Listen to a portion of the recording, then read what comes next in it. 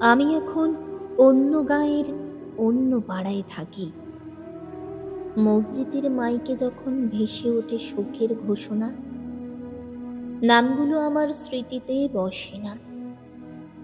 যেন কোনো অপরিচিত নদী দূরদেশে ভেঙে বয়ে যায়।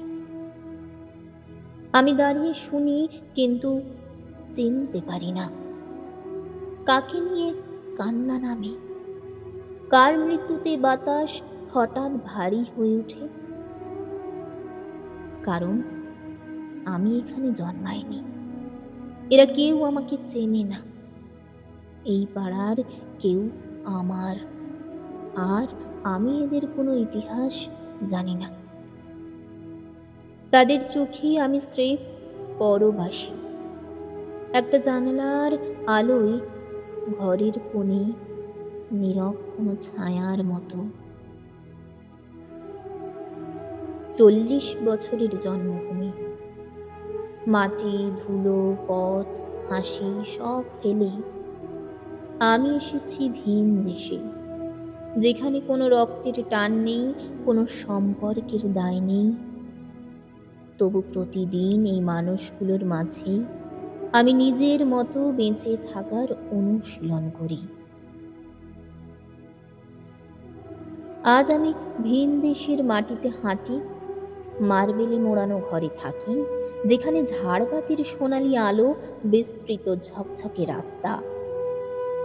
কিন্তু আমার ভেতরের রাস্তাগুলান মরিচা পড়া লোহার মতোই পুরনো। বিশ্বাসের কাছে প্রতারিত হলে মানুষ শুধু ঘর বদলায় না, নিজেকেও হারিয়ে ফেলে। আমি ঠিক সেভাবেই বিচ্ছিন্ন হয়েছি। নিজ সময় থেকে, নিজের পথ থেকে, যে পথে প্রতিটি ধূলিকণাই ছিল আমার শৈশবের খেলাঘর, যে দেয়াল গুলান আমার কান্না শুনেছে, যে আকাশ আমার প্রথম স্বপ্নের সাক্ষী। এখানকার সবকিছুই যেন অন্য কারো জীবনের সাজসজ্জা। আমি হাঁটি, থাকি, নিঃশ্বাস নেই, কিন্তু কোনো জায়গায় গিয়ে মেলে না নিজের পুরনো ছায়াটা। সেখানে এখনো হাঁটে আমার সেই ছোট্ট শৈশব, যে ধুলো মেখে খেলতো রোদে রোদে, বৃষ্টিতে বৃষ্টিতে, আর ভাবতো এই পৃথিবীতে সবচেয়ে নিরাপদ জায়গা হলো নিজের বাড়ি। কিন্তু নিরাপত্তা কখনো রক্তের টানে থাকে না।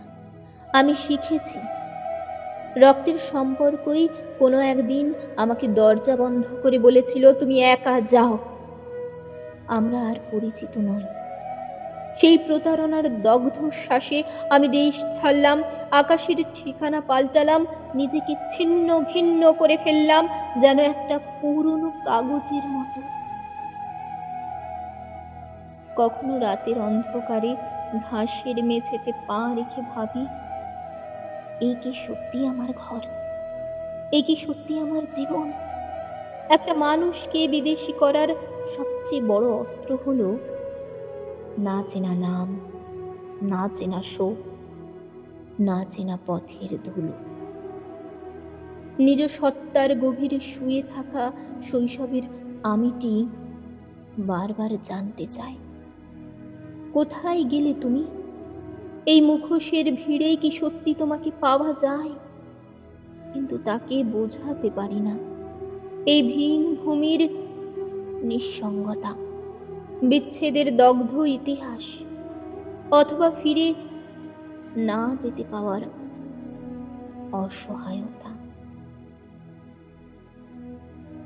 আমি শুধু জানি, এখানকার আলো আমার নয়, এখানকার বাতাসও আমাকে নামে চেনে না।